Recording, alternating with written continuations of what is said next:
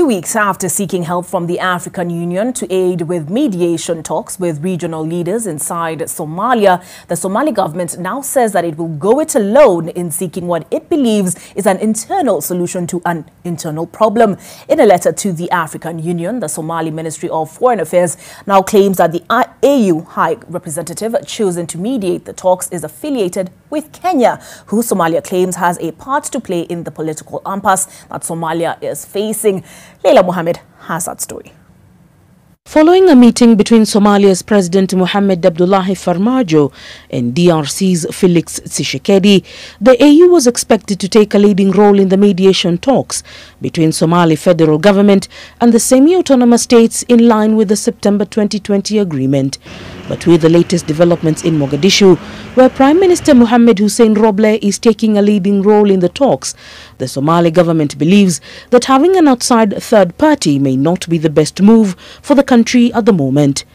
In a letter to the AU dated May 9, 2021, Somalia says it will not be accepting the mediation that the AU had put in place, with John Mahama, who was expected to be the AU's High Representative to the Horn of Africa nation.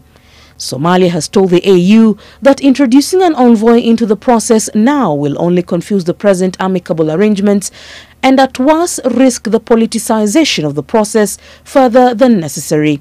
Mr. Farmajo has got another 60-90 days before he faces the electorate in Mogadishu.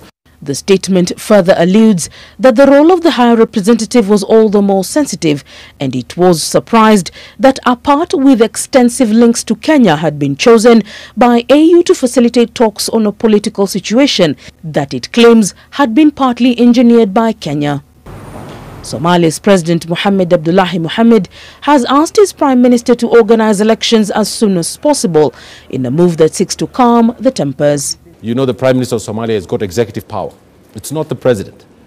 The Prime Minister has got the power to lead the government. Somalia's Prime Minister sent out invitations to regional leaders to a fresh round of negotiations in the hope of resolving a protracted feud over elections that sparked violence in the capital.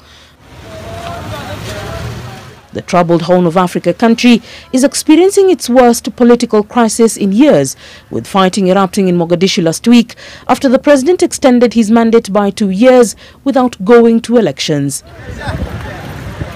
Opposition fighters remained in the capital for days, even after President Mohamed Abdullahi Mohamed backed away from the mandate extension and agreed to hold a fresh vote.